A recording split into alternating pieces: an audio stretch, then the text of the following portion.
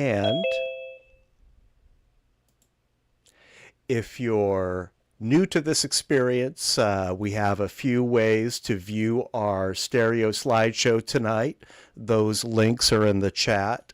They include YouTube and Twitch streams, as well as file downloads. We'll get started with the slideshow in just a minute. We're waiting for Bob Bloomberg and a few more people. One thing that I want to bring up is our new poll. Now, I think everyone who's here now was here at our last meeting, but just to reiterate, we have a new way to score our slideshow. Instead of the straw poll after the meeting, we're using the polling feature built into Zoom. So during the slideshow, after I start the poll, which I haven't started yet, as each photo is displayed, please use the poll to rank each stereo photo on a scale of 1 to 5. 1 being okay and 5 being wow. The poll can be used inside Zoom as a sidebar. If that's not convenient, I'll be posting a QR code that you can use with your smartphone or tablet. Please don't vote for your own photos. Participation is optional, but participate if you can. And I'll show the results immediately after the slideshow. The goal of this new approach is to make our meetings more interactive and engaging, and maybe we'll even end on time. All right, here come Ed and here come Bob.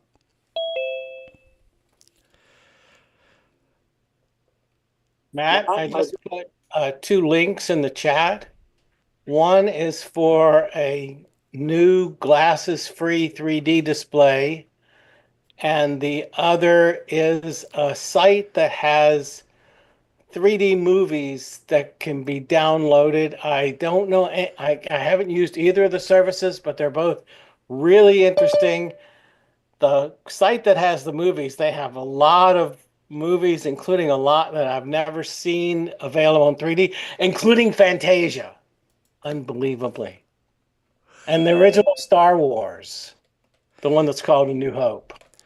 So these would be conversions, I presume. I'm seeing Obviously titles here that I'm not aware of being shot natively in 3D. Oh, definitely not. But I think they offer free, like 2 days free or something. So, somebody can check it out. Yeah.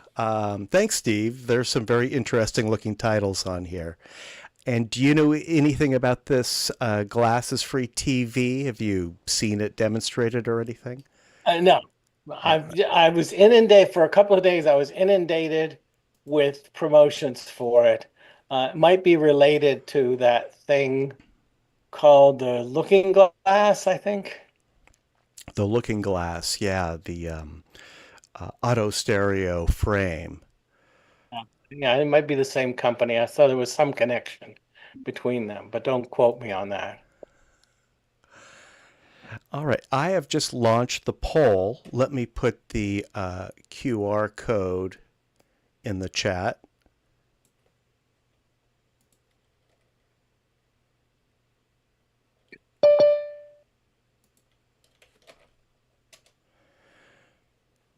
All right, there's the QR code. And in fact, I need to use that myself. So again, we will make our selections during the meeting.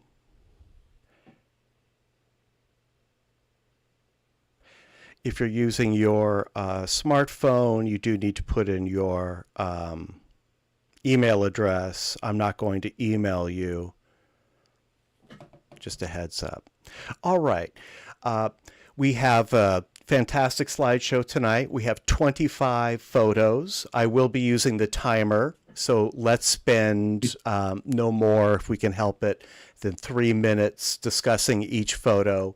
That'll give us plenty of time to make our selections without feeling rushed. Before I start the slideshow, does anyone have anything they would like to announce or share? All right. Well, let me start this thing. I don't always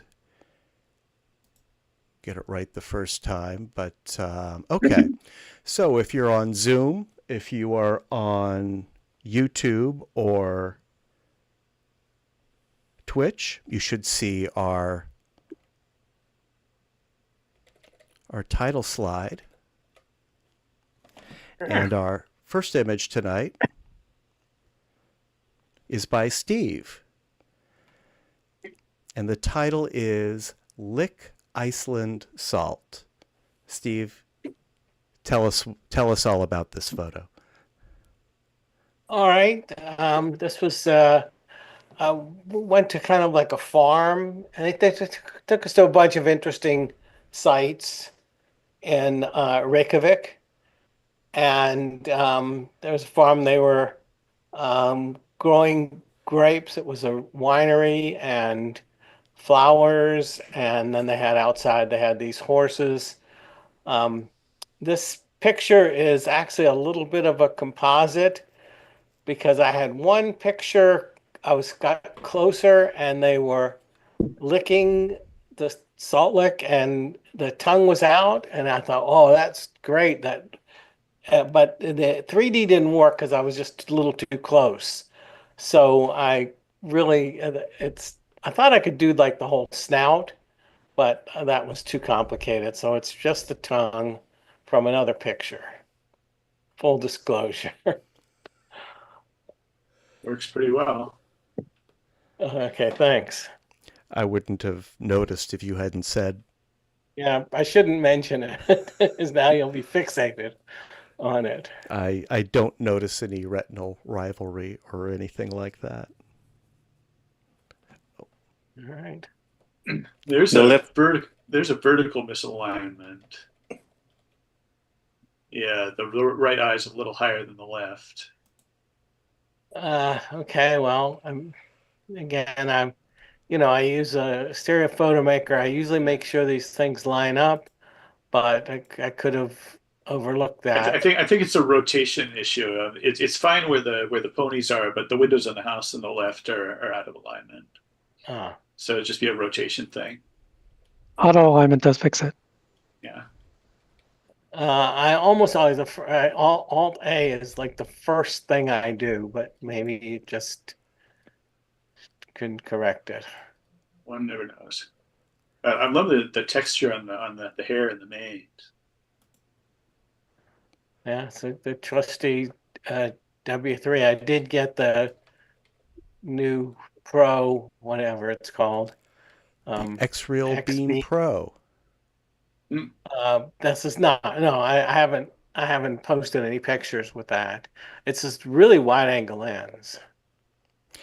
It is, yeah. You'll want to get right up close to your subject. All right. Well, thank you, Steve. I'm having trouble with the timer for some reason, so I'll get that working, but I don't want to hold up the slideshow with that. Yeah, let's move on, and you can yes. Then we can apply that time to another picture. Thank you, Steve. Let's move on to one by Melinda. The title is Golden Arches. Yeah, this is my street. We had a major project here. They ripped up the street for several blocks to inspect and patch the sewer lines and stuff, and they're pretty much finished up now. And so we had these lots of equipment parked on the street for the last month. And this one I was just coming back from an evening walk, and saw this interesting view through through the arch of this piece of equipment here, and thought that looked lovely. And Looks like a nice fireplace insert. yeah, it does kind of look like a fireplace. Huh? It's yeah, it was all about the lighting. This was actually well after the golden hour. I'm kind of getting into this sort of blue hour theme. The Beam Pro does a really good job with that sort of light, and then of course the color coordination between the lighting in the doorways and the yellow equipment, and so it's kind of notable in that I only took one snap. It was kind of natural how it wanted to be framed, and I took the picture and looked at it and was like, well, I'm done. And Very clever title. yeah, thank you. It's As they say, well seen. Yes, it's great. yeah, I want to see Barry around if we can ever get him back. Barry Beeler, yes. Yeah, He that was was his tagline almost. Yeah. Was. He always had great feedback for us, a real pro. So I don't know. It's a strange picture because it doesn't exactly mean or say anything, but it just makes me happy. I don't know why. Sounds like you're having fun with your Beam Pro. Oh, I really am. Yeah, it's a big step up. I think Steve's going to have a lot of fun too. That's great. Yeah. I see these backhoes, this heavy equipment parked all over Oakland, and I often try to frame shots through the part where you have, but I have not been as successful. So I'm very impressed. Just a lucky shot. There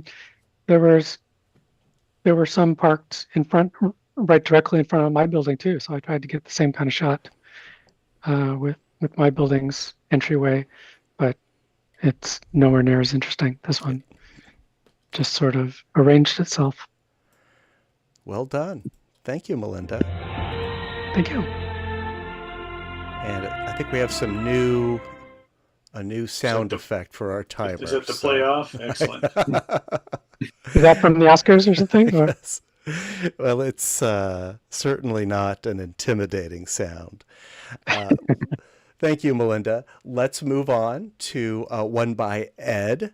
Welcome, Ed. Citrus Hell is the title. Yeah, I don't know what to call it, but it looks like this flaming pit, but it's the same little hole on the top of an orange. Somebody suggested last time backlighting it, so I cut the top off and shined light up through it. It's just like fiery glow, and all little details are, you can see it's silhouetted. That was kind of dramatic looking for like a pit on the top of an orange. Great. Yeah, it's fun. I believe I'll take credit for that suggestion. Yeah, I think so. Yeah. We are very far forward of the window. The borders are a little difficult to resolve. The effect. Yeah. Or what does that mean? Forward of the window? The convergence of the picture is in front of the screen instead of at the plane of the screen or behind it. So the edges of the picture are hard to resolve. I'm not seeing that as a problem. Doesn't look that way on my viewing. Yeah. I see what he's talking about. Yeah, it's not lining up quite, but if you just look at the center, it's very effective. Yeah, the composition drives you to the middle. You have to be searching around to see the issue with the corners. Yeah. Well, what you think cropping the edges, cropping the sides? No, you'd want to converge the two images. Let me see if I can you'd want to- demonstrate You pull the that window on Zoom. back. It's the left arrow key and Stereo Photo Maker. If Matt wants to try to do that. I've got the easy adjustment tool up. Can you see that on Zoom? Is that sharing properly? Yes. That works. Okay. So Ed, this is one way to do it. Melinda mentioned another way that I'll show you also. For this tool, this is the easy adjustment tool in Stereo Photo Maker. You'd want to use anaglyph glasses like these. Right. And the anaglyph will make this effect that we're talking about a little more obvious than the beam splitter that you're using. And you can fix it with this horizontal position slider here. And if I adjust it, I think it's right about there.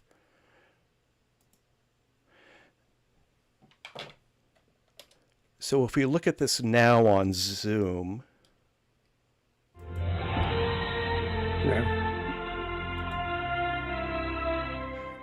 we'll spend another minute on this one. So Yeah, that's much better. yeah, Ed, you might not notice much of a difference with the viewer that you have. For people who are viewing this on like a 3D TV or a Lume Pad, it's a bit more pronounced. And the effect that we're describing is that the composition is essentially in front of the stereo window instead of behind the stereo window. So that's something I encourage you to play with. And as Melinda was saying, you can also just use the left and right arrows in Stereo Photo Maker to do the same kind of adjustment to move it and get that position. So I encourage you to experiment with that. And while we are manipulating your photo, I want to do something kind of risky. I want to show the pseudo because I think it The looks pseudo's great. fantastic. Pseudo It looks also. like a Martian temple or something. To me, it looks like a top-down view of a mushroom cloud. That would have been a good one for the pseudo meeting. Yeah, That looks great. Yeah. we'll definitely have another pseudo. So I just couldn't resist playing with that. I had a lot of fun. Let me move these back because I always forget. All right. Thank you, Ed. That's It's just like the most nondescript thing you could think of. The hole in the top of an orange. You get just drama out of it. Yeah. It's so wild looking. It really is. There's so much texture and detail in this tiny hidden world that you've discovered. Really excellent. Thank you, Ed. Thank you. All right. Thanks for Now, the are we still tips. pseudo? Okay, I think I fixed that. All right. Let's move on. This is one by me. And I'll start my timer. The title is Pickleball at Embarcadero Plaza. And I was at the plaza over the weekend.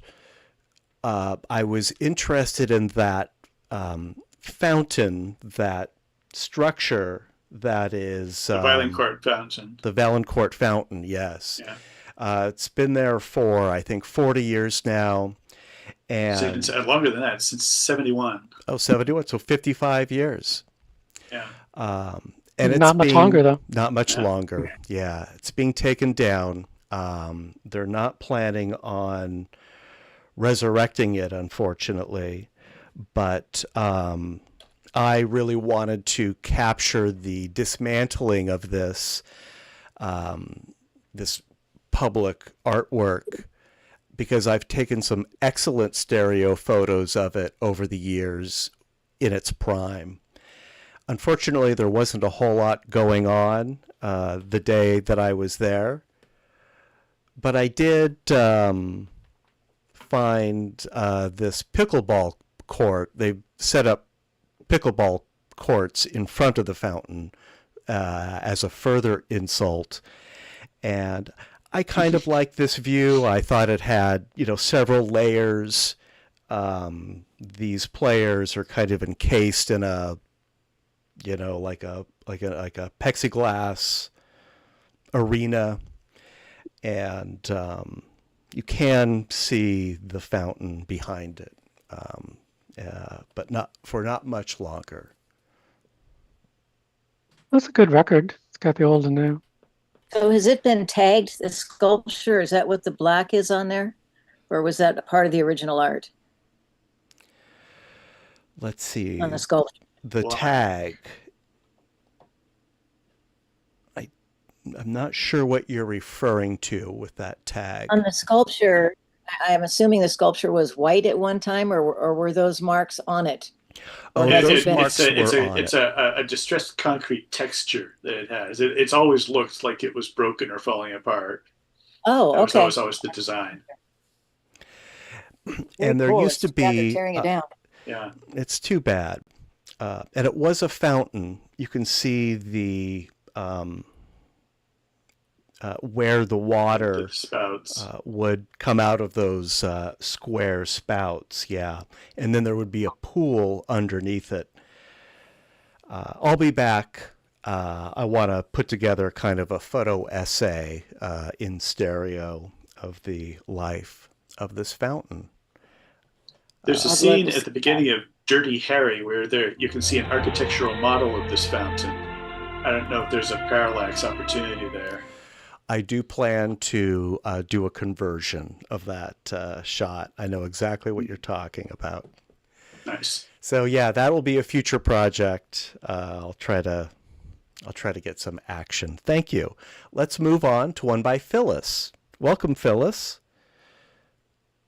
The title Thank you. of Phyllis's first stereo photo of the evening is Interior Reflection. This is in the Aria in Las Vegas, and it is the spa, which I didn't go to, but I just enjoyed how beautiful the reflections were and how spotless clean it was. The floor didn't have a single footprint on it. It was just, I thought it was just really a lovely image. The that's a big stone piece, which is their reception desk, and it also kind of glows. It's just a really beautiful place. It's a lovely reflection on the floor. Very nice.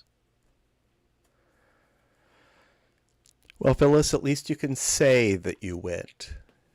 You just Yeah. don't need to go into too much Yeah, detail. spots aren't really my thing anyway. So I'd rather be taking the pictures.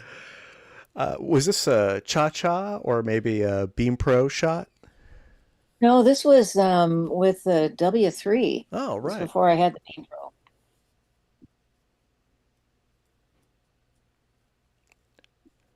Well, very nice. Thank you, Phyllis. Thank you. All right, Roberto, good evening. Yeah. Or Good night. maybe I should say hello, which is the title of this photo.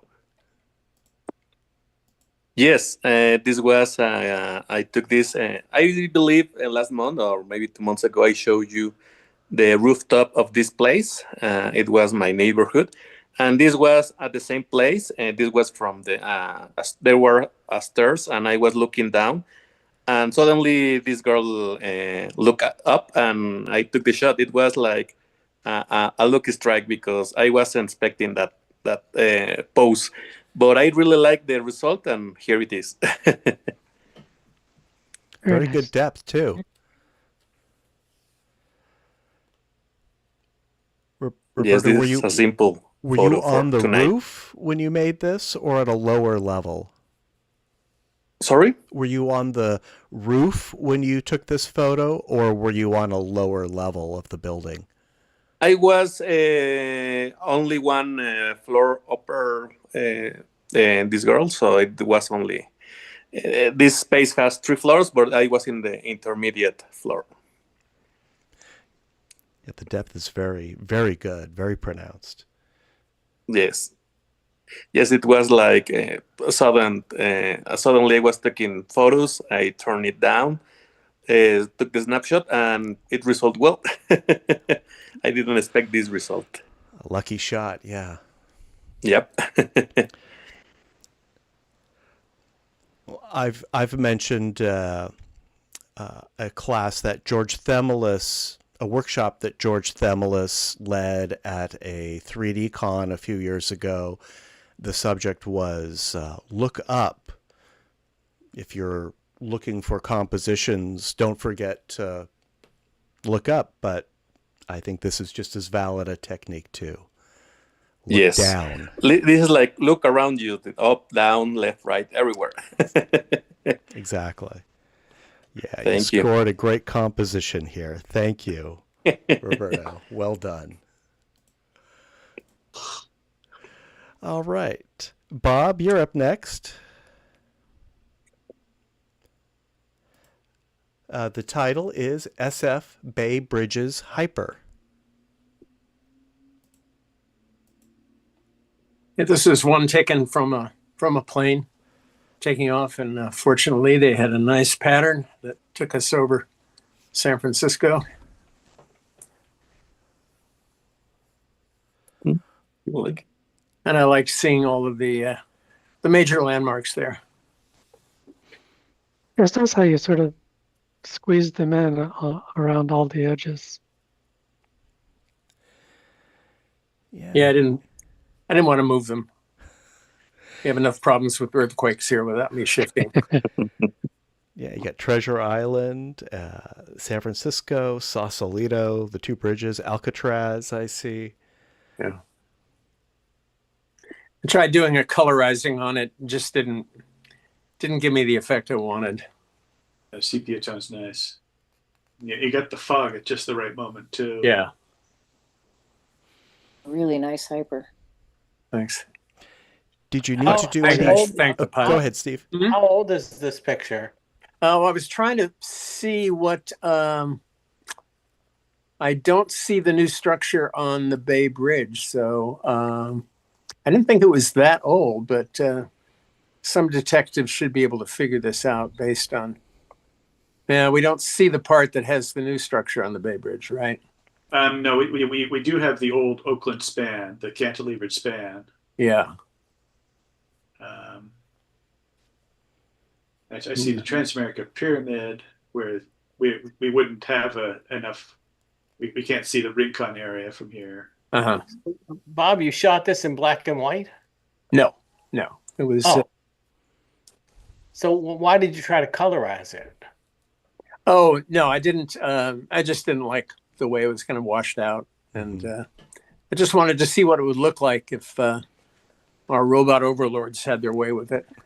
So what does I was hoping for something like an old postcard kind of effect where they deliberately hand colored it, but they just turned the whole city kind of a weird green color. what camera did you use? Good question. This could have been Not a Cha-Cha, because the water's perfect. Yeah, I did do a shift. I did do a cut and paste on that boat that's doing a little U-turn there. I do recall that was not in the right space. It was kind of coming out at you. Yeah, so I moved that back. I just assumed this was an airplane Cha-Cha. Yeah, it is. Yeah. Oh, wow.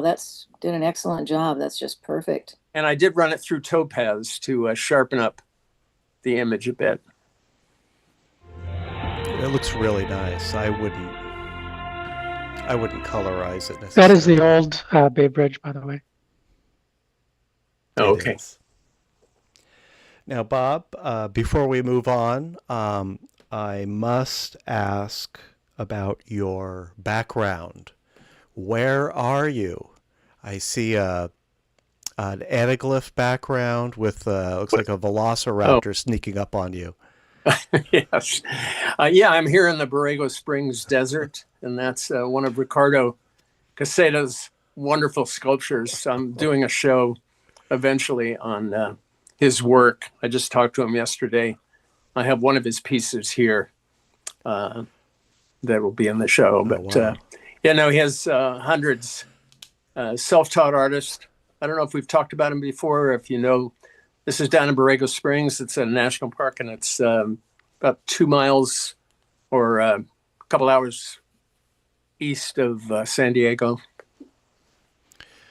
And he had a rich patron who kind of donated many acres for him to put these sculptures out. He started because he took his daughter to see Jurassic Park, and she fell in love with the dinosaurs and wanted him to make her a dinosaur. So he made her a full-size dinosaur, and that started his whole career. Well, Bob, you gave us 2 for 1 right now. This beautiful. One more visual clue on this picture is that the Embarcadero Freeway is down, so it's probably 21st century.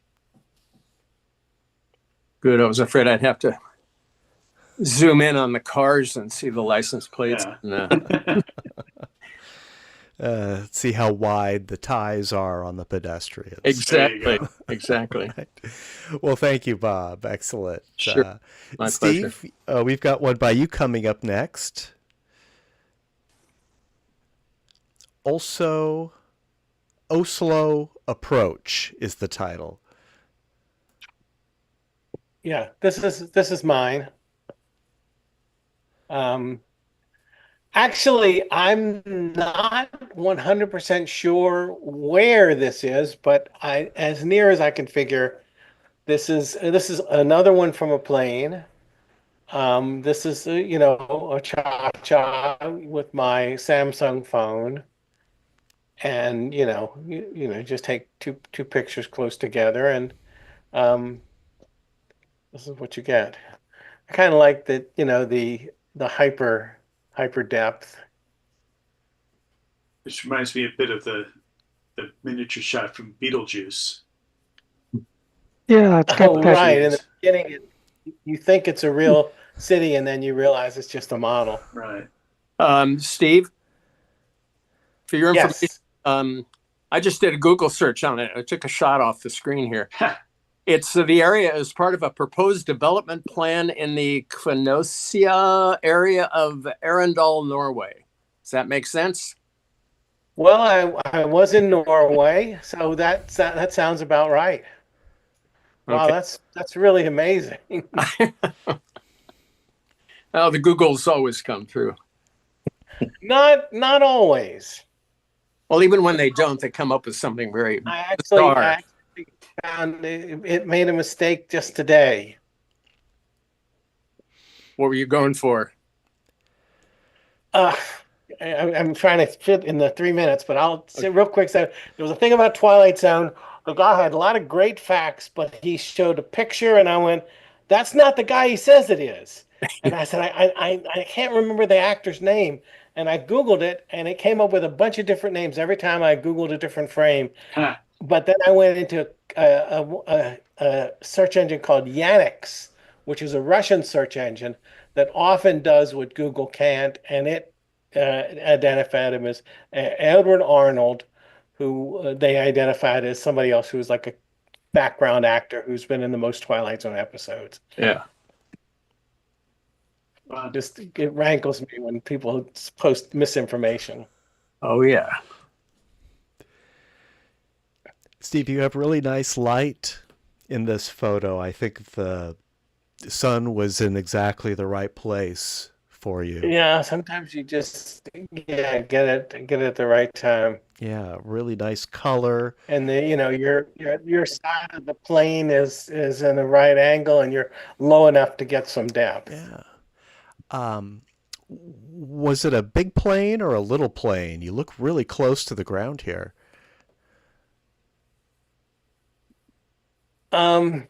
I wish I could remember the details because my time's up. Yeah, I looked at it and said, were we ever that close? Was I up on a hill? I frankly don't know. You might have zoomed I in. don't remember taking this picture, but I took a bunch of pictures from an airplane and then I tried to backtrack and find them, and the originals are missing. So I don't know. It's a mystery, but it's definitely Norway. So it could have been just as we were landing. I noticed, I probably noticed a bunch of trees and stuff that were close and on my side of the. I always get a window seat when I fly. All right. Well, thank you, Steve. All Very right. successful. Thank you. Next is a photo by Melinda. Furious Ent is the title. Yeah, so this is at the Palace of Fine Arts, another sort of blue hour stroll. It was much darker than it looks here, so I was not too hopeful for the images, but I used the Photoshop's what is it called? What did you do with it? What was it doing? Equalize. That's it. Use the equalize button, which does a kind of a histogram equalization to sort of like get the most out of like a really light or dark image, but it can often go too far and kind of destroy an otherwise good image. But in this case, it lightened it all up and brought a lot of contrast and gave it this very otherworldly kind of a look to it. And I thought, for this image, that's just fine. And then I just thought it was kind of funny that it looked like some sort of tree-related drama going on. I don't know what. Great. What's with the yellow tape? What about the yellow tape? What's with the yellow tape? Were they keeping you out of there, or? Oh yeah, I think it was just for caution. I think they're taking down this whole tree altogether, or maybe that's the second tree in the background that's only half chopped down. But yeah, there was sawdust and stuff all over the place. So pretty major operation to take down one or more of these giant old cypress trees. Or it could have been a crime scene and that tree is raising its hands. Surrender. That's the idea. Yeah, that's what it looks like to me. Like from Lord of the Rings, where he's saying, some of these trees were my friends. Melinda, did you do any work on that sky, that wonderful cloud? Did the equalize tool give it this texture? Yes, that was all due to equalization. I didn't even know that there were clouds there at all. Wow. The whole thing was completely underexposed. Never used that. I've never used the equalize tool in Photoshop. This is something I need to explore. I only recommend it under duress. When you've got just some image that's really terribly exposed, but you're kind of determined to get something out of it or to see if there's anything there. It can sometimes rescue an image, but I don't recommend using it regularly. Great tip. It certainly worked here. Yeah, Thank you. It's very successful here.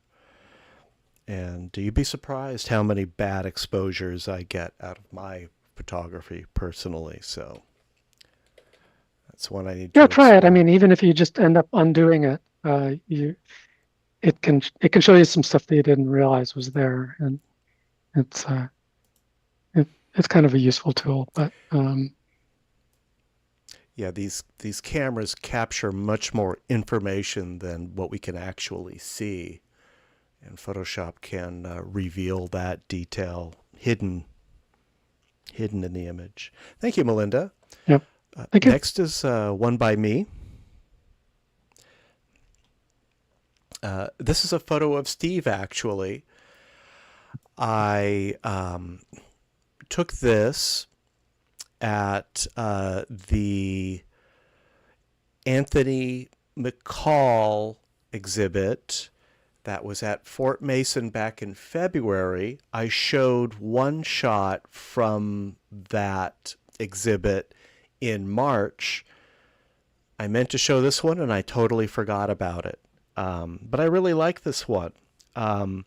The subject, Steve, is standing in or behind a projector that's projecting a white light. So he's kind of in a cone of light, and he's extended his arms, which gives sort of that wing effect that he has. And I used Melinda's technique and applied a border to this because otherwise a lot of the depth effect was just kind of lost. So yeah, this one was a lucky shot.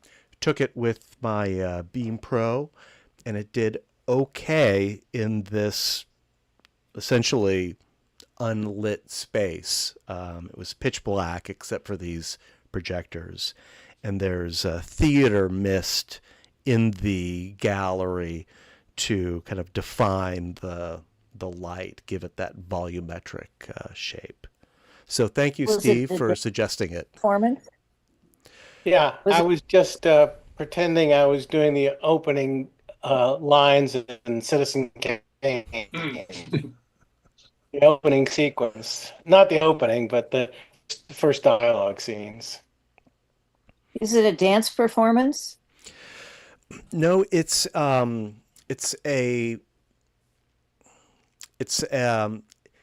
exhibit. The light It was is the abstract exhibit. animation. It's an abstract animation. That's correct. And it's projected on a screen. But the idea is that it's the light beam, which is the element that's on exhibit. The projected images were just sort of abstract shapes to give these light beams a different shape. But is it a real person performing?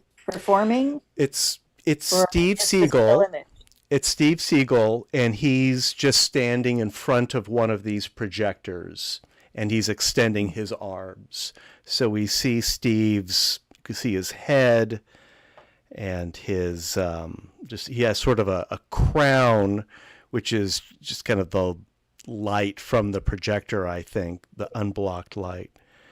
And Yeah, I was just pretty much standing still, holding a pose that I thought would make a good shadows. yeah, It is looks to kind me of like a frame abstract. from The Lathe of Heaven. Or do you know the Ursula Le do you know Guin? like the scene I'm I know talking the about? story. I haven't seen the adaptation. Oh, it's I read, wonderful. is it Ursula K. Le Guin? Yeah. Yeah, it's I very read special. that. I don't know that I've seen was it a video production, TV production? It's a movie, yeah, a PBS production, but then it got That's what I got thought. immediately stuck in legal limbo, but then eventually became available. So you can find it now. It is on it's YouTube, yeah. It's well worth looking up. But I made a reference to Citizen Kane when in the newsroom, the guy is talking about what he wants to see in the newsreel, but he's lit by the movie projector behind him, and it actually looks a lot like this. It's very, very impressive for 1941. If you haven't seen Citizen Kane, I urge you all to go and check it out. Very impressive. How long will it be before someone converts Citizen Kane into 3D? Probably has certainly been not done legitimately, because Wells's contract was extremely specific. Turner couldn't even colorize it. just because of Wells's contract. Forward-thinking artist. All right, thank you all. Let's move on to a stereo photo by Phyllis. Rainforest Elk is the title.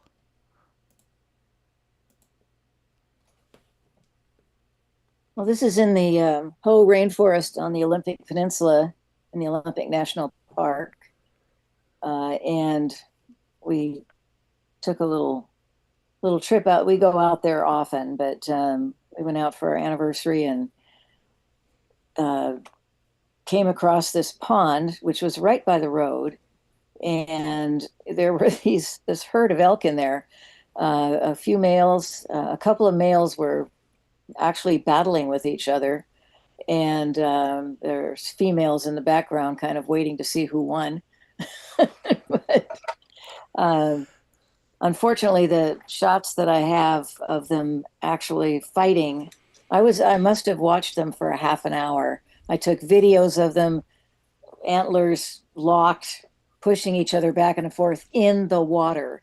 So the best ones have the elk in the water with the reflection on this beautiful sunny day, and cars were just driving by as if it were nothing. I couldn't believe it. We were both out there with cameras for about a half an hour just watching this whole thing as cars were just going by like it was just everyday thing. Quite amazing. Incredible. Have you tried grabbing any stills from the video and converting You know, them? I haven't. Might be That's a worth good idea. conversion.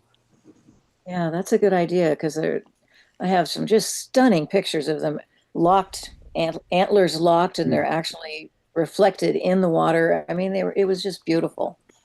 I think I had 3 cameras going at the same time. Was this originally shot on film? No, digital. This is digital. Have you tried to do any color correction on it? I didn't do It's- much on this one. No, I shouldn't. I ask because it on my monitor it looks kind of washed out. It's a fantastic picture. I really love it. I've been playing around with the curves in Stereo Photo Maker. It's got a lot of great capability. Obviously, you can do even more with Photoshop or Affinity or one of those. But even if you just want to stay Photo Maker, you get a much rich black out of this. That's what I'm not seeing. I'm seeing kind of washed out highlights and only sort of browns where there should be black. On Yeah, it my was on my really- TV, there's sorry, go ahead. Yeah, I'm done. On my TV, I'm seeing some breakup, some pixelation in the shadow of the foreground deer's head and neck. Yeah, that's what I was trying to fix because I tried to lighten it a bit because it was all black, and I wanted to get a little of the texture. But now that I see it, that didn't work. It looks worse. Very, very tricky. Yeah. So it was a very, very bright, sunny day, Mm. which is kind of unusual for the rainforest. Yeah. Yes, sometimes shadow highlights can in Photoshop and Affinity can fix that. Well, that's what I was using, and I just didn't do it right, apparently. I now that I've blown it up on my screen, I can see that it doesn't look as good as it did when I did it on my laptop. Oh, that's a drag. Well, Phyllis, But thank you. If you plan on working with us on this one some more, please submit it again. We'd love to see it. It's really nice. It has a lot of promise, fantastic depth, and these 2 elk are just perfectly positioned. And I'm not surprised And cars the weren't other stopping. ones with the two males fighting in the water, the females were just kind of standing watching, saying, "Okay, who's going to win?" Just waiting. All right. Thank you, Phyllis. Hmm. Let's see. Next is one from Roberto. Studio is the title. Is this your studio, Roberto? No, this is the same place that the last one. This is a cultural place here in my neighborhood. Actually, now it's closed. They already lost the found money for that they were it was supporting them. So, but I really like this one because I took this with my DJIs, and the wide angle make the space a little bit wider. So I really enjoy the look. I thought that it wasn't going to work because the wide angle of the lenses, it was a extreme with a wide angle.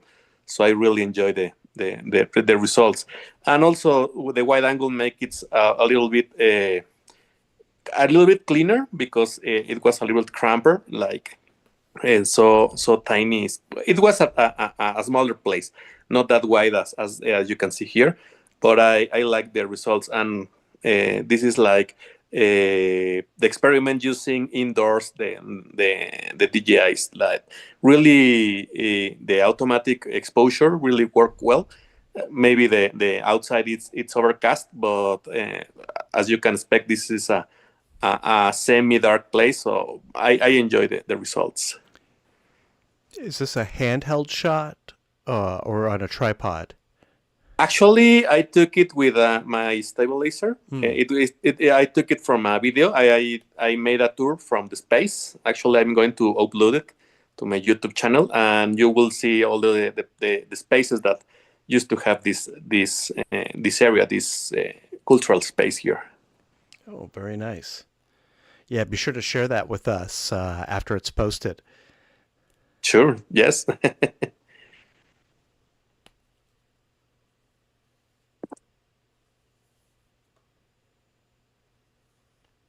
All right, thank you, Roberto. Very nice. Thank you. Let's hear next from Bob. Bengal cub in jungle. Oh, Well, truth in advertising, we're not in a jungle. We are at Marine World Africa, USA. And I have a friend who is a lion tamer and was walking around with one of the cubs who wandered off into the bushes. And I got this shot. And this was on film, and I'm trying to remember the camera that I used. You must have been very is this close. through glass? I'm sorry? You're shooting through glass? No. You're right in there with it? Oh, yeah. Wow. I'm about 4 feet away. Wow. That's awesome. Oh, yeah. No, he was a beautiful, beautiful cub. He's not that big. I mean, he's only stands maybe 2 feet tall. And the flash didn't disturb the cub? I said, no, it didn't seem to. At least he didn't leap at me. Right. It looks like he's looking in that direction, though. Are you holding a light off to the It right? might have been off-camera flash. But it's a single. I can see by the catch light.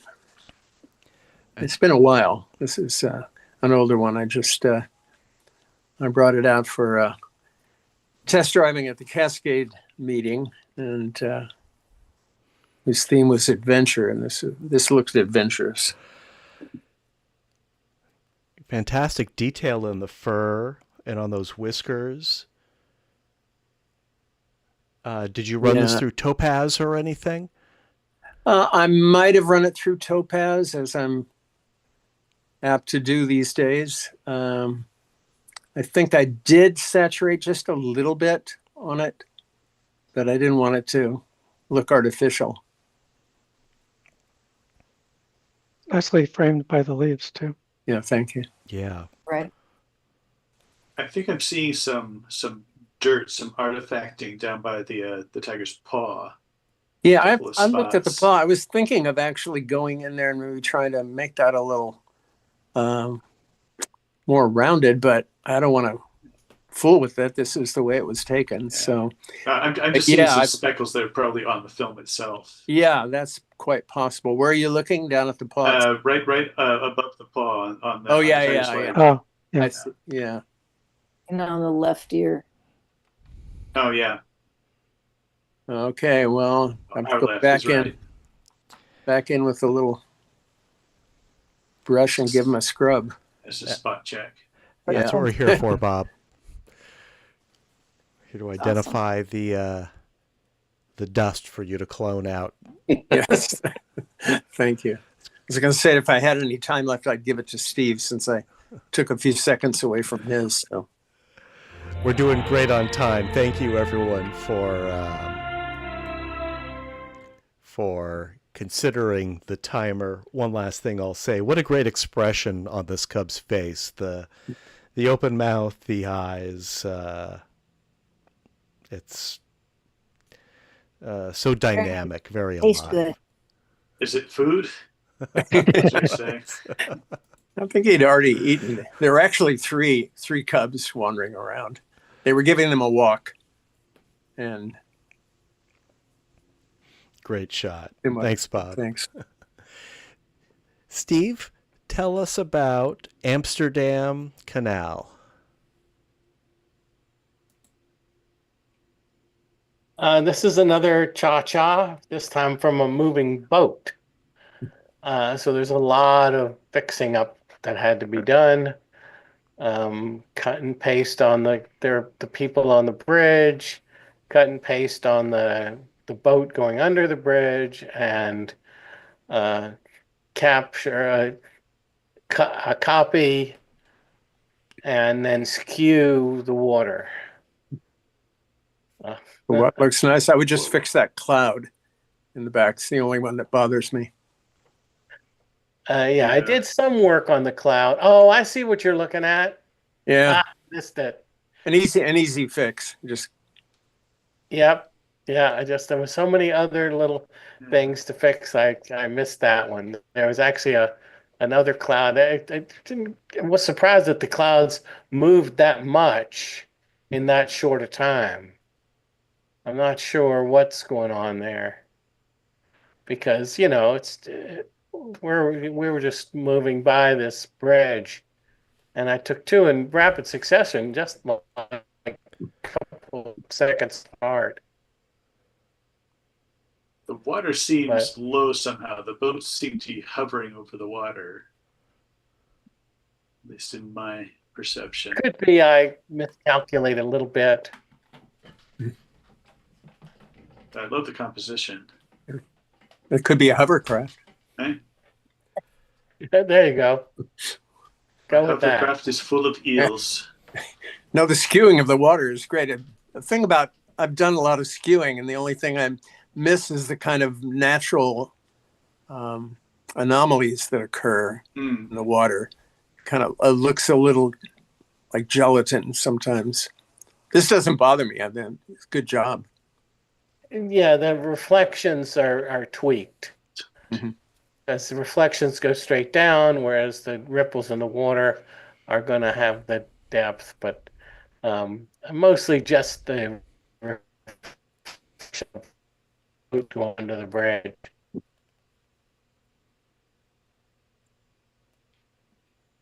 Steve, I see a lot of people.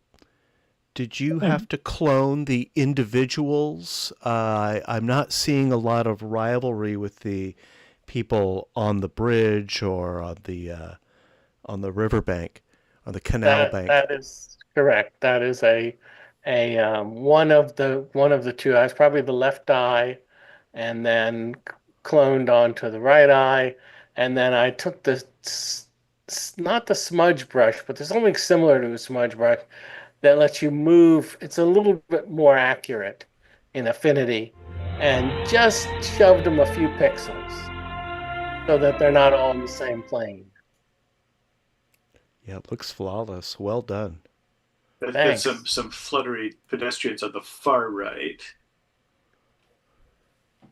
Yeah, hopefully you're not going to scrutinize it too much. Nah. But yeah, I did like the composition at the moment with the clouds and that tower. Yeah. Yeah. My brother was just in Amsterdam. He's sent back some pretty great pictures. None of them Yeah, there are 3D a though. lot of canals there. Thank you, Steve. Thanks, everybody. Next is one from Melinda. Bad Back Crossing is the title. Yeah, so this is what I've been meaning to take for a long time. It's right on the edge of the Presidio by the ILM campus, and so I've stopped here many times waiting for this flight, which takes a long time, and I always thought it was kind of funny the you know the pictures with the instructions for crossing, and I had the idea to get some people to help pose and make this composition for at least a year, if not two. And I was always thinking, well, I just need to find a couple of volunteers to volunteer to be the hand model and the person with the bad back. And I'd never asked anybody before, but this one day I was there right there during the golden hour, and there was this couple standing on the corner, and I made my pitch, and they said sure, and so I got to pose them. Oh, and I almost lost the whole thing. I took the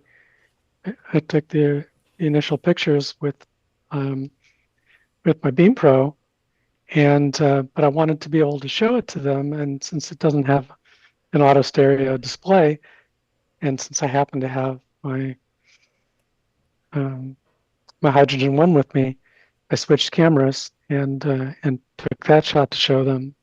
And then when I got home, I found out that I had taken the original pictures in 2D. So luckily, I had still the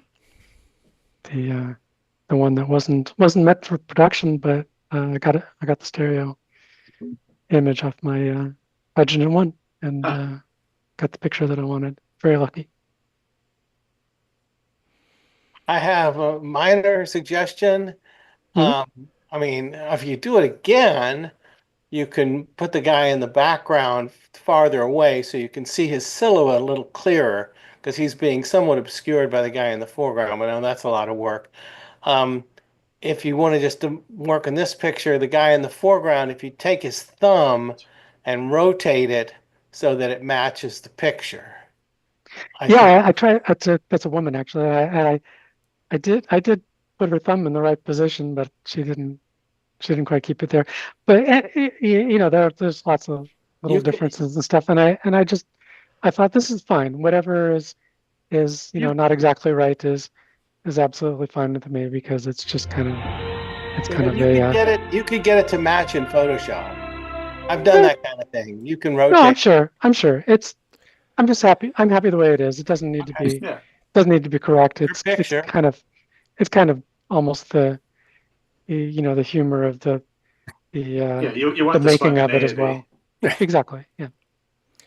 Reminded me of a shot I took. I just emailed it to you, Melinda. Oh, thank you. It's I don't know if you can. No, it won't show up here with my background, but I think So you did a similar posing of a sign. No, but it was that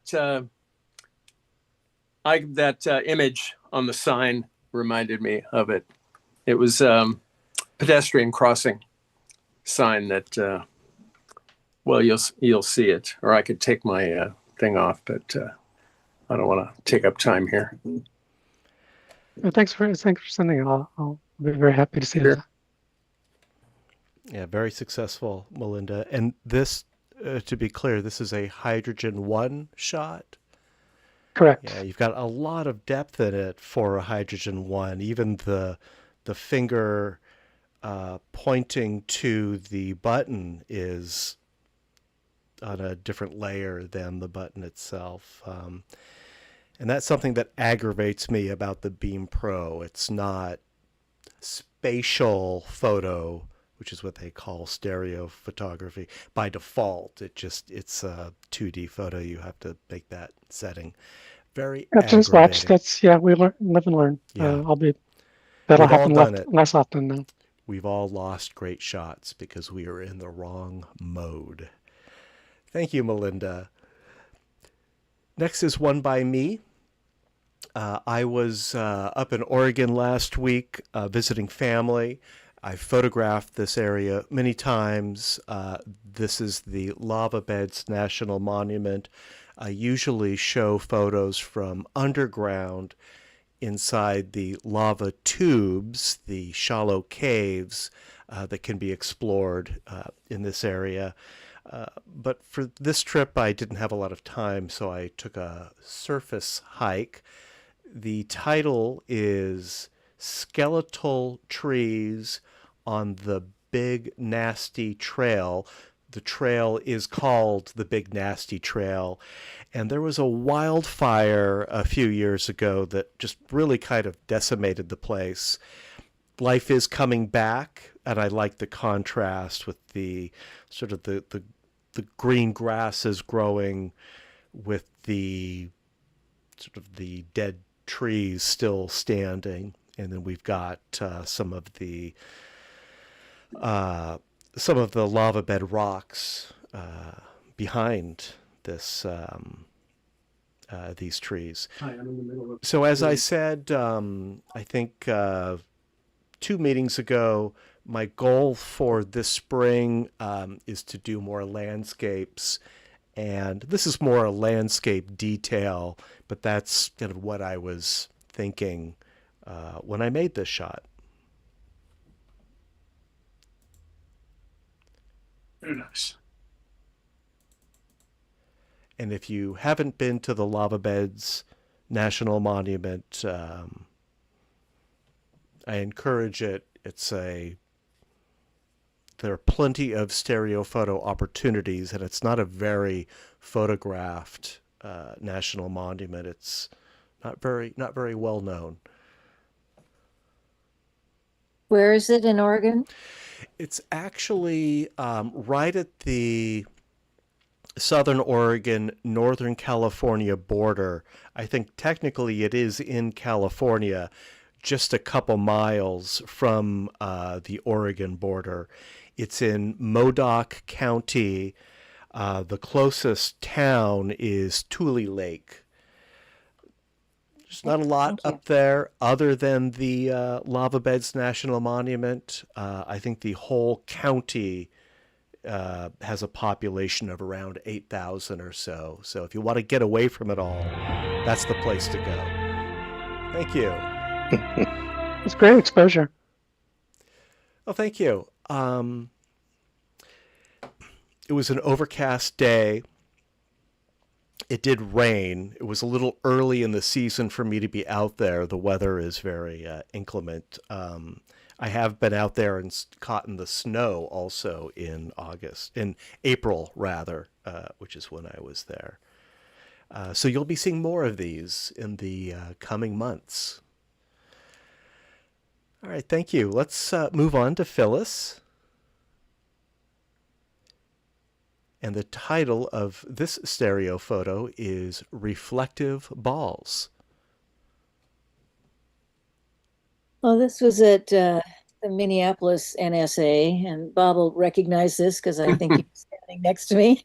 Yeah. You might even be in there. This is the Kusama art installation at the museum there, art museum there. It was just amazing. That it was. That's terrific. I feel like that could almost be a theme one of these days, be just Yayoi Kusama installations. Yeah. Well, I'm sure we have lots of pictures. Yeah. It's a perfect example for photography. And this had a wonderful ceiling that reflected onto the balls, which made them even more interesting. Mm. You've aligned this really well. I love how on my Lume pad that sort of primary sphere is slightly out of the window. It's not too far ahead, but it's a great effect. Really well done. Yeah, it was fun. And the great reflections from that. That's a skylight, you said? At the ceiling of the museum. That ceiling? It's kind of in the entry. This part was in the entry area of the museum. Lots of light. Yeah, it gives these reflections a lot of visual interest. Mm-hmm.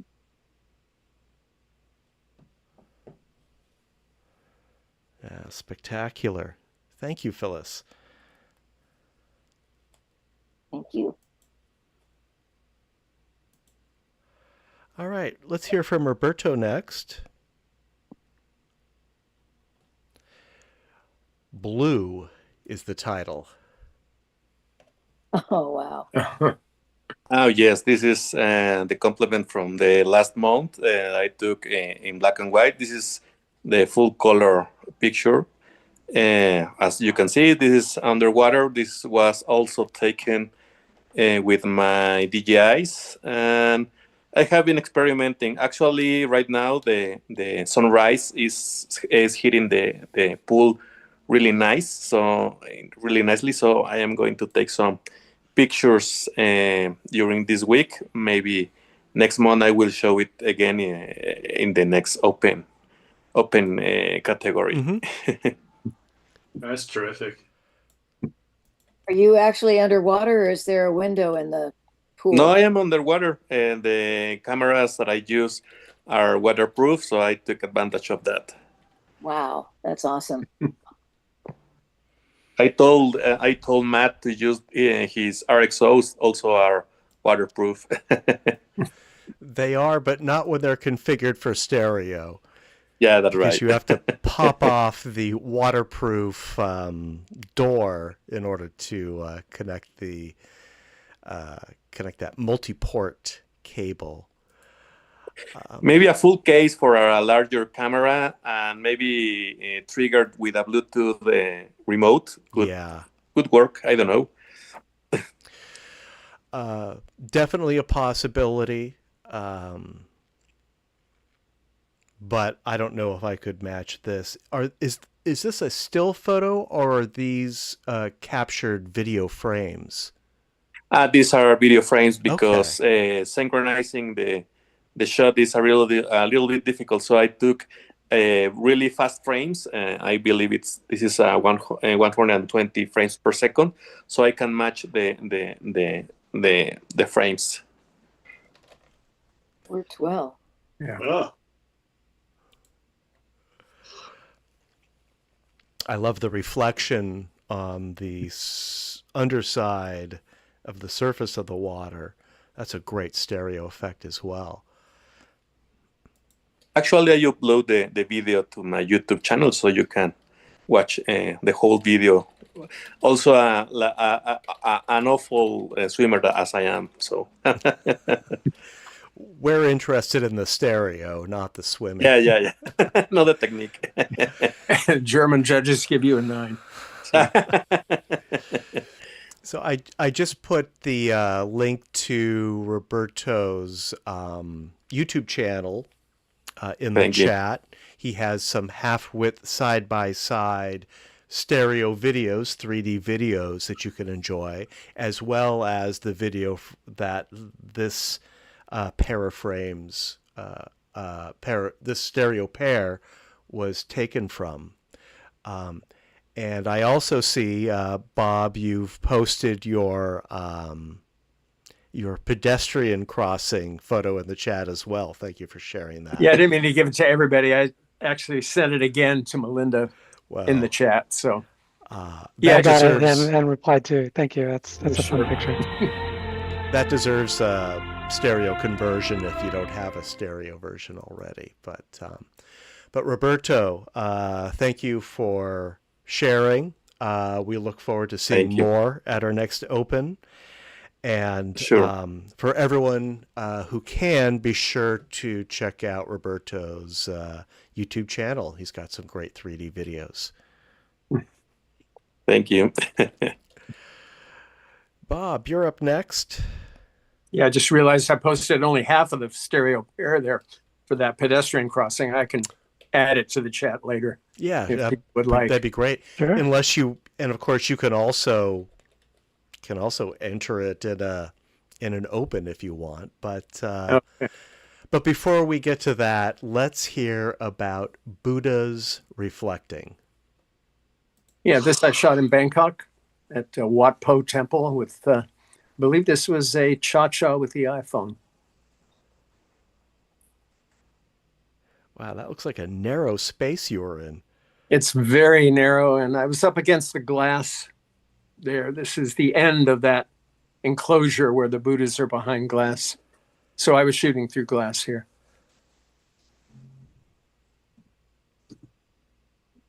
I like the reflections on the glass Yeah.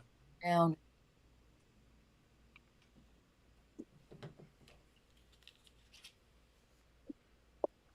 I Yeah, like it's the just- kind of, I don't know, it seems to say something about how they're protected by the glass. Yeah, I like the contrast of those kind of stark pillars and the brightness outside. It's good exposure, really good depth. Thanks. Nice. Yeah, the reflections aren't too busy. It's the Buddhas are sort of almost gazing at their own reflections. Yeah, exactly. And There you go. ghost reflections too. I like that they weren't all there.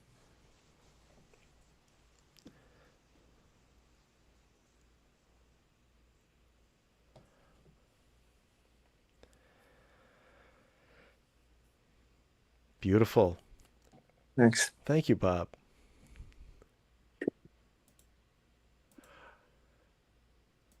Okay. Let's hear from Steve about pigeon flies. So, well, self-explanatory. This is in Norway. There were a bunch of pigeons on the ground, and I saw this one getting ready to take off, and I kind of followed it. And this is with the W3, and it's cropped quite a bit.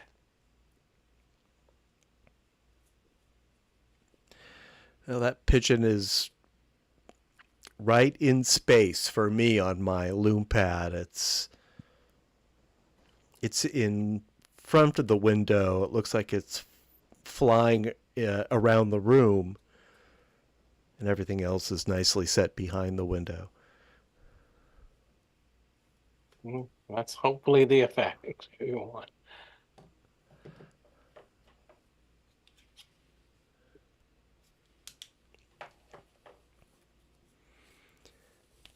This was with the W3. W3, yeah.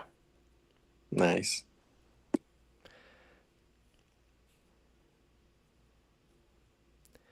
Seems like we can move on. I was going to add that the Photographic Society of America is rather strict about not harassing animals to get your shot. So if you ever exhibit this one, you might not want to mention that you followed it. That might be construed as I'm pretty sure I didn't some have sort anything to of do with it flying away, though. harassment. You didn't get it to sign a waiver? Come on. Yeah, it just pecked holes in my waiver, so it And then it flew away. I don't think it'll hold up in court. Well, Steve, I really appreciate your devotion to your W3. You've probably, I wonder, it might be one of us who's actually made the most exposures with a Fuji W3. But when your X-Real Beam Pro arrives, I think you're going to be very Oh, pleased with it. I have it. I have it in my possession. I'm using it. Okay. I'll post some pictures. Probably not next week. Maybe Yeah. sometime soon. Of course, you've got to get through your archive first. All right. Thanks, Steve.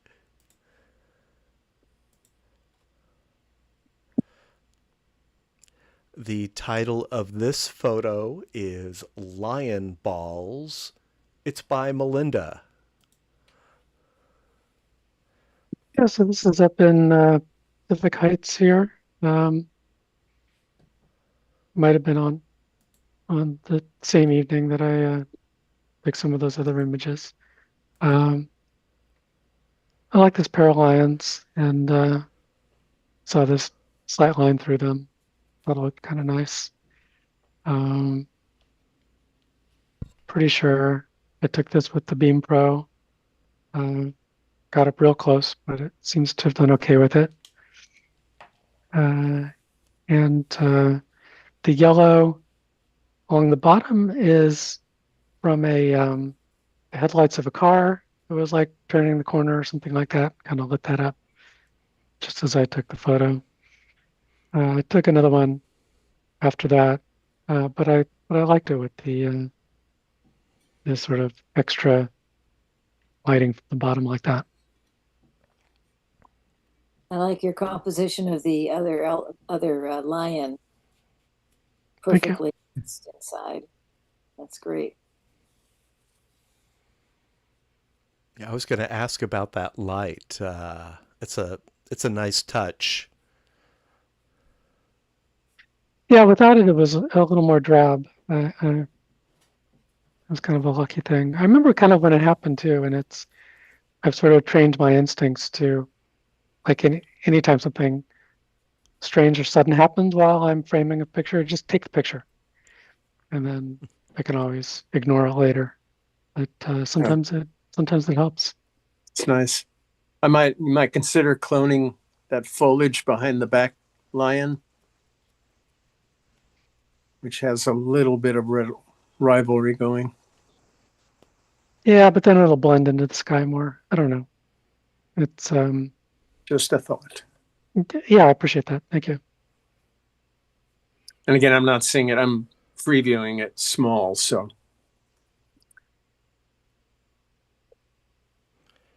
I think I used shadow highlights. I brought up the shadows of the buildings across the way. They were mostly invisible. Otherwise, I don't think I did much of anything to it. And you would consider this one of your blue light photos? Blue hour, yeah, I guess. Blue hour it was kind photos. of blue hour. I wish the results were more looked like that actual time of day. I don't want to make it too dark, but it's a pattern I'm noticing that it's not really reflecting the what it looked like at the time. Is Was that because of the camera's post-processing, just the way it handles exposures, or?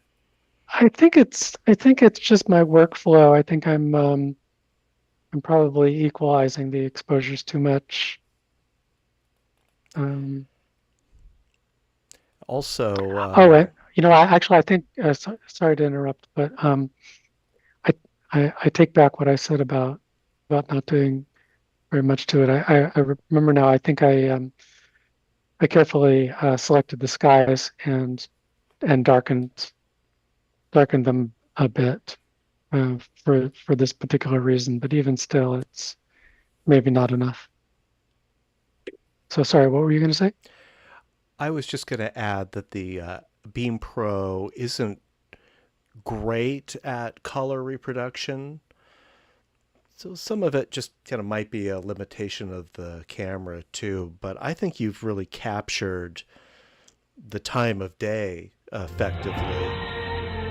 you know, you might want to darken or lighten it some thank you. more, but I definitely get that sense.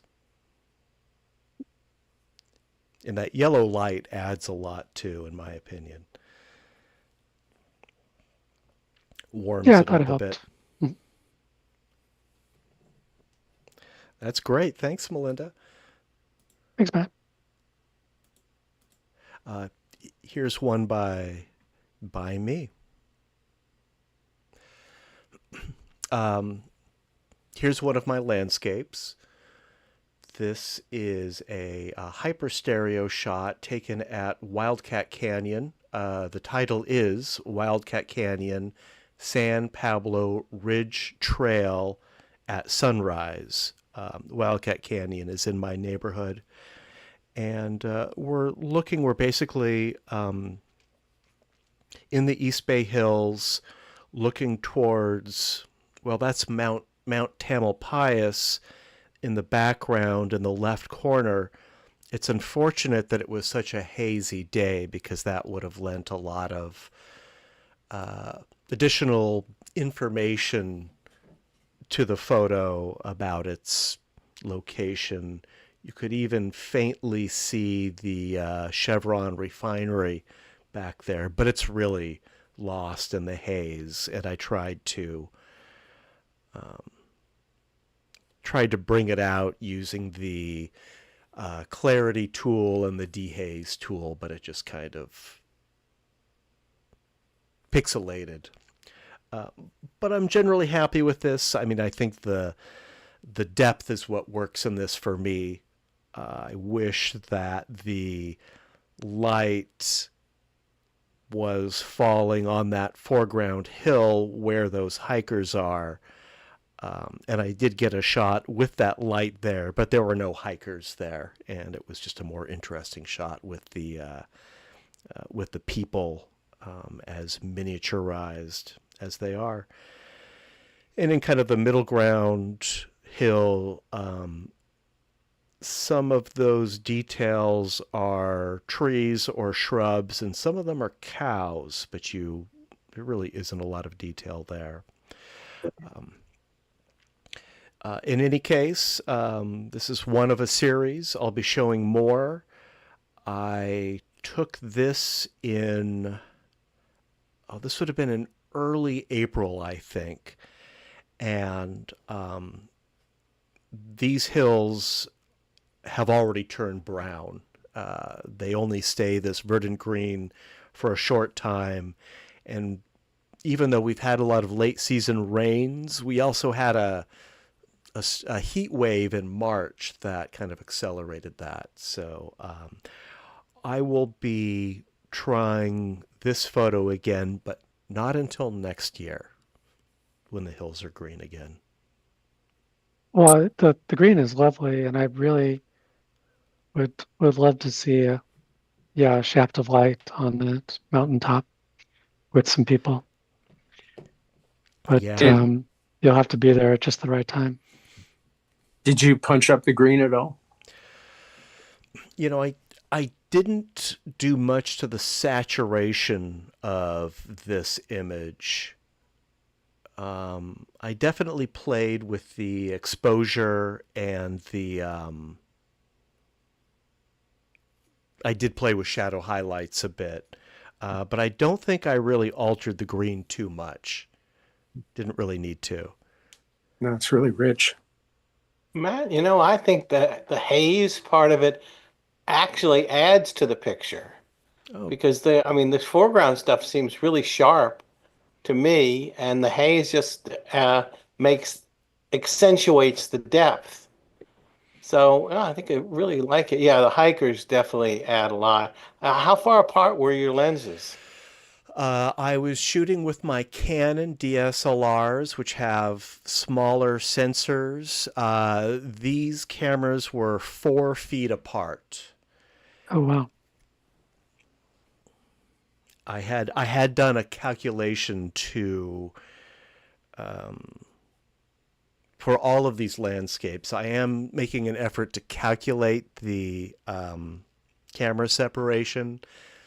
What I'm finding is there are just so many variables. It's not always a reliable way. I think you really just have to take multiple exposures with different camera distances. So thank you. You'll be seeing more of these. But until then, let's enjoy the Space Needle Revisited by Phyllis. This is from the NSA that I was in charge of. And of course, I took people to one of my favorite places, which is the Chihuly Garden and Glass. And that is the Space Needle reflecting along with the self-portrait of the Space Needle in the one of his glass balls in the garden. Yeah, that's a nice composition with I've shot reflecting balls a couple of times, but I've never been able to get a good result. That's really nice. Yeah. You have nice depth in the reflection and nice depth outside of that reflection too.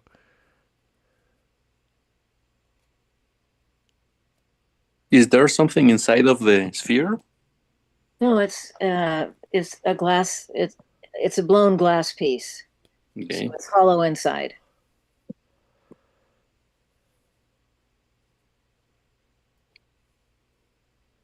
And the whole garden is full of all kinds of fanciful, beautiful, colorful glass art. I don't remember seeing any of these pieces. So are the green rectangles part of the sphere itself, or is that a reflection? That's a reflection of the leaves, I think, in the from the rest of the garden that's in there. Amazing. It looks so regularly spaced. It looks almost like a skylight of some kind above, but of course, nothing there. Well, it is right next to the building, so it could be part of the building too, because it's right next to it. Yeah, I would think, given the regularity and the repetition of it, that it wouldn't be the leaves. But yeah, it's an atrium building too, so it's all glass. But so I'm sure I you're like right. the reflection; it adds a lot to it. Yeah, there's some stripes on the left too, but I think you're right. It's probably on the glass. Yeah, there seem to be in depth multiple layers of reflections on this sphere. There are these sort of rectangular shapes on the very surface, as well as some other kind of little details. But then the reflection of the Space Needle and of Phyllis is, it's a reflection, but it's not a surface reflection. Seems like it's kind of coming from inside. It's a remarkable effect. this was shot with the W3. Yeah, the 3D adds a lot to this one. This one works in 2D, but it's so much better in 3D. Yeah, it does make a difference. Thank you. Oh, thank you, Phyllis. Roberto, you're up next. And the title of this stereo photo is Limbo. Yes, I took this. I don't know if you remember this space that have many installations of lighting and projections. And this was a part of that installation that you have LED screens in front and in back of you, and the walls that were on your left and right, and the roof and the floor were covered with mirrors, so you get this infinite perspective of the space. So this is like an infinite place. that I really like, and I took this with the DJIs. Also, it's a video. You will find the video in my YouTube channel, and I really like this. And you will see the animation during or you will see these are animations with the screens. That's awesome. Why are you not in the picture? Actually, I am. If you see me, you can find me close to the Yeah. screen on the left. Is that you from the back? Yep, I am. I'm not. Oh, okay. Interesting. But Yes. why don't we see you from the front also? I don't know. Well, this is like Seems like you should be. We should see your front before we see your back. that's my front. Oh, that is your front. Oh, okay. I thought that Yeah, was. yeah, That yes. was, I thought that was somebody's back. Okay. Now I Yes, see it. Thank you. maybe the illumination wasn't hitting me that much, so I camouflage in the in the scene. No, it's just a mental mistake. Sorry, I see it now. Thank you. This is in Mexico City. Yes, this is in Mexico City. Actually, these people open a new space, and I took one similar that Matt's with the projector that show earlier, but this was with a laser, so I risked my DJIs to take the picture, because if you know if the laser touches the sensor, maybe it could be damaged. But I haven't worked with those. I have to download the videos and see how those result. They have like these spaces. Those are mainly for activations for brands that are going to launch their new products or stuff, or meetings or something like that they want to impress the people that are going to attend those meetings. And when I went, they were promoting these spaces that telling us to invite anyone to want to visit the space here in Mexico City. It looks like your left lens is sharper than your right. Actually, I don't know, because well, as you can see, these are this doesn't have autofocus. These are fixed lenses because these are so wide. But I will check it. Maybe I had a fingerprint or something. I just want to mention there's a display just like this one in Las Vegas. It's also Mexican themed. There's a bunch of rooms with sculptures, very brightly colored and lit. I think they're like day-glow type lighting. And then there's this room with videos that multiplied. And I think there was like a 360-degree view of Mexico. Yes, I recall some picture that you show us that it was like a graffiti place. Yeah, that's right. That was the same place that had the graffiti painted on plexiglass panels. Yes, I recall Kind that. of like a maze. That's the same place.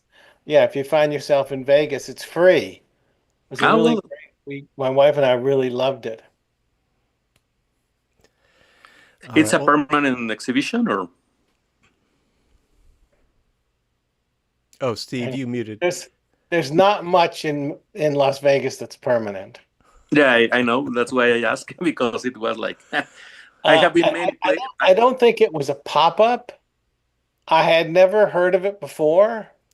I think I was just Googling stuff you could do in Las Vegas that didn't involve gambling. And that was one of the things that came up. I will look for that exhibition, and maybe they are moving the exhibition around the world, and maybe it will land here in Mexico City. Maybe. Well, I thought you took your picture in Mexico. Yes, this one is in Mexico City. So was that a touring show that you went to? Yes, this is like a place that they have this many installations. I have shown you other pictures from this place, and if you watch my YouTube channel, you will see the whole tour that I made through this installation. Yeah, I have looked at your YouTube channel, but I haven't looked at all your videos. But okay, yeah, maybe it's the same exhibit. We should probably move. Maybe, yes. Well, thank you, Roberto. Yeah. You have a knack for capturing these events in stereo. I really look forward to seeing them. Thank you for sharing Well, this one. and during the World Cup, there are many planned here in Mexico City. Yeah. Yeah, you're in the middle of a scene. I can tell. Thanks, Thank Roberto. you. And Bob, Mhm. this is our last stereo photo of tonight's slideshow. This is by Bob, and the title is Touching a Gray Whale. Yeah, this was shot on film in the mid 80s. And I had traded shooting a video promotional film for a chance to go on this trip. And it's one of those life events that was just a highlight. I can't describe it, but yeah, this is, I think there are 4 people, including my wife Marilyn there, touching the whale. These whales come to, this is San Ignacio Lagoon in Baja, and they come in the spring to give birth to their calves. And for some reason, they like coming up to the boats, the small skiffs, and they bring their calves. They actually lift the calves out of the water sometimes so they can be petted, and they'll open their mouth. You can touch their baleen. It's just, and they look you right in the eye. It's like going to a different planet.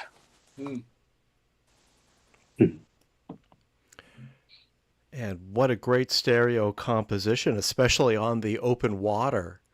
I mean, you're in such a flat environment. Yeah,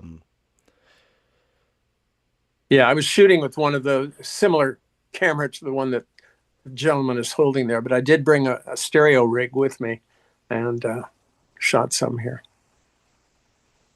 That's a So great this- moment. It's a nice record too. Thanks. This is from a video or? No, this was a still. Okay.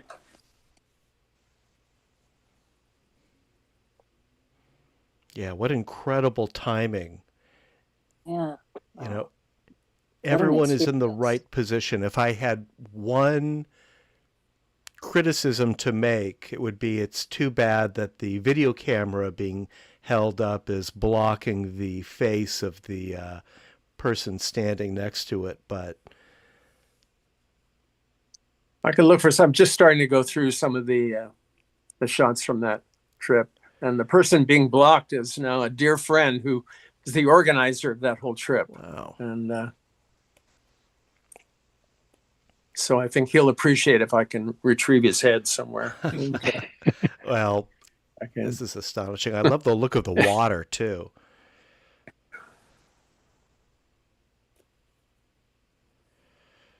Yeah, incredible, Bob. Any idea what year this was taken? I think 86 or 87. 6, okay.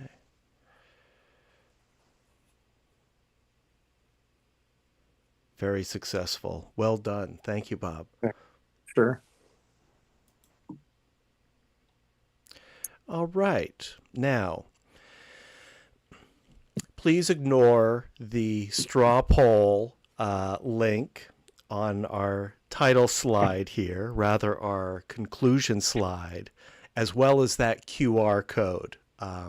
In the past, we would now cycle through the slideshow again and then make our selections in a straw poll. But we're trying something different.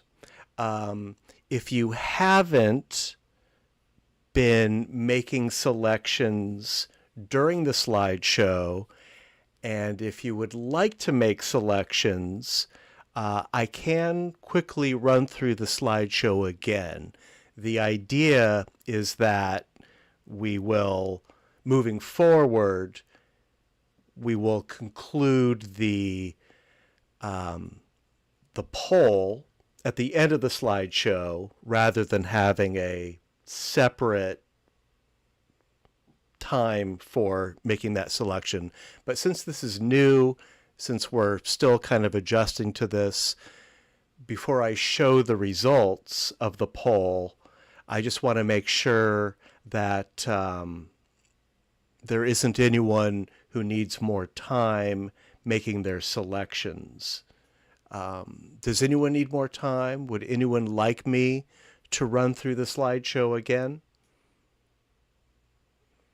Do we need like a minute or two for people to finish making their selections? Okay. So I'm going to disappear for about a minute, and I'm going to process the results of the slideshow so that I can display a chart that gives our results.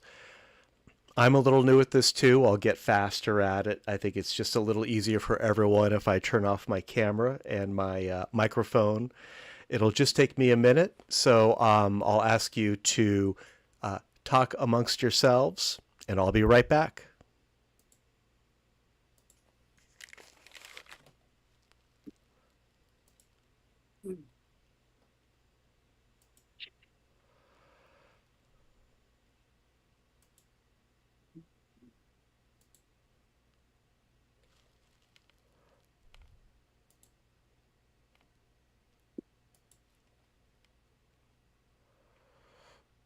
See, I got out to the Vogue Theater in San Francisco again the week before last for Inferno, which is one of my favorite 3D films.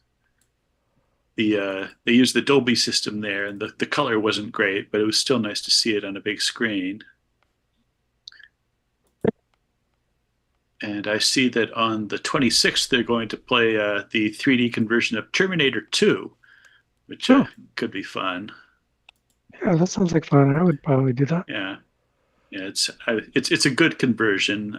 Not perfect. I was expecting them to go the extra mile and treat the silver reflective surfaces specially, but it's just your basic geometric conversion.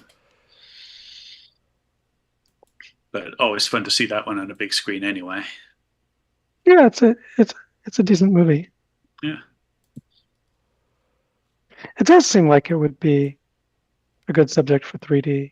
Oh yeah. Yeah, no, Cameron uses the Z-axis a lot just in his compositions. I'd love to see a conversion of The Abyss sometime.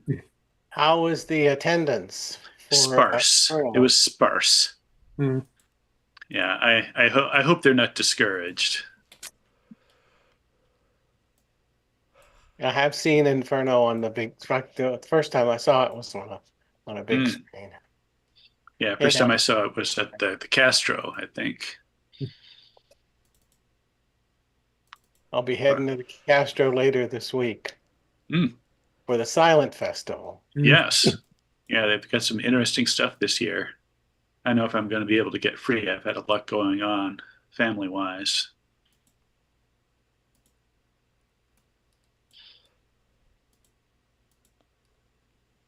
Well, let us know if you before the show if you're going to go. Yeah, to Terminator, sure.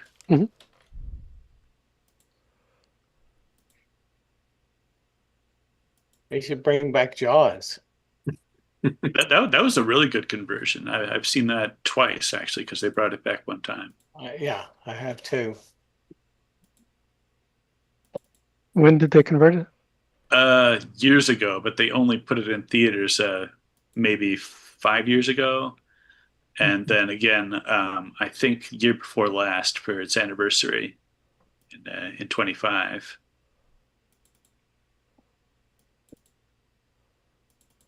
Yeah, I remember I saw that at the Westfield Shopping Center in that theater there before, but now that's gone. Yeah, I went out to Dublin for it. Has there been a conversion of 2001? No, that could be an interesting one. You can look on that list that I posted. There's a lot of stuff. I don't know how good it is. Somebody can check it out. Well, the ones you have, those are those are homebrew Yeah, I conversions. figured. Yeah. Some of the stuff on their list is stuff that's already available in 3D. So it could be a way to see these things in 3D, without having to buy it. To take a closer look. Is that listed in the comments here? Yeah, Yep. yeah, it should be at the top. I posted at the very beginning of the meeting. There we are. I have a question for Roberto. Yep. What neighborhood do you live in? Really close to downtown. The name is Santa Maria, and by walk, it took me like half an hour. By bicycle, like 10 minutes. So really close to downtown. All right, my nephew lives in Del Valle. Okay. Yeah, I know that. I used to live there. Yeah. Yes, in the south part, a little bit farther from downtown, but a really nice neighborhood. Yes, Mexico City is huge. There are places that I don't know, and I have lived my whole life here in Mexico City, so it's huge. When we go down to visit him, we'll look you up. Sure. I will show you the city and the places that I share with you in my 3D pictures. That'd be awesome. And also, do you know? Well, I didn't understand the topic from the special next week. Are you familiar with that? Nope. I can explain that to you. The most common use of the found stereo would be a camera, a movie where the camera is moving laterally, like basically a truck. Okay, like a pan. Tracking shot. Yeah, in any shot where you have parallax, you take frames and you create a stereo pair out of them. Okay, and I have to take it from a movie, from a YouTube, from. It can be anything. It can be two snapshots that were taken about the same time from slightly different perspective, and you get accidental 3D if you put them together. Okay, well, I will explore. Yeah, I'm planning to repost that picture I posted last month of the Aurora Borealis. Okay. There were two of them that were kind of similar, and I got a lot of good suggestions, so I'm going to work on that and repost that because that would be found. It didn't, when you're standing there, you don't see it in 3D. Nice. So it sounds like you are discussing next week's special subject, found stereo. Thank you, Tor, for defining that. Yes. We've been doing it so long, we kind of take it for granted, but your stereo pair can come from any sources. Anywhere. Yeah. And if anyone needs any examples, a popular trick some people have done is taken photographs of two twin siblings standing next to each other and made them the left and right images of a single person. Colleen Woodforth at the NSA has done a whole gallery show. Yeah. Her and her twin. I've always wanted to do that, but I've never succeeded. All right. Well, thank you for your patience, everyone. I have the results. This will get faster, more efficient the more I practice this. Let me share the results. I've been working on the actual chart itself. I plan to make this a little bit more readable. I hope everyone can see these results. It's on the Zoom screen. Ed did very well with his citrus hell. Ed, if you're here, well done. Keep it up. Thank you. And we can see we don't really want to call these first, second, third, and fourth place, especially since I haven't really refined this to the point that we could do that. But I think this will give us, for now, an idea of what we responded to more and what we responded to, less. And of course, I will be archiving these results if anyone's interested in revisiting these. And we are planning an image of the year for 2026, which will be based on these results as well as others. Maybe we should contact FIFA for some kind of a statue. Have them design our award. Indeed. Anaglyph glasses, golden. Right. And Matt, I know you had it in the email. Did you want to mention the Stroll fundraiser? Oh, yes. Oh, yeah. That's in my notes. So two things. The Solano Stroll, we participated last year. It was very successful. It's a live in-person event that I definitely want to repeat. If you didn't get the email or if you weren't around last year, we have a sort of a pop-up 3D theater, which drew a big crowds throughout the day. Last year, the fee, the registration fee for nonprofits like us was $0. This year, it's $225. So I'm reaching out to you to please contribute to this fund. I've already received some donations. You can donate on our donation page, which I will put in the chat right now. You can donate with over PayPal or Venmo. There's that link. And your donations are greatly appreciated so that we can put our stereo photography in front of the general public. They're always blown away. They always think it's something that we've invented, that it's something brand new. And definitely worth the time. We did other live events last year, and I'm looking into those events for this year as well. So I'll be sending updates with that. But please do donate to this Solano Stroll Fund if you can. Some other news. You know, I'm into the Vogue Theater in San Francisco. They've been screening 3D films in the Dolby 3D system. A few of us saw Ridley Scott's The Martian back in March. Tonight, actually, they are screening Final Destination 5 in 3D. I'm not too sorry that I missed that one.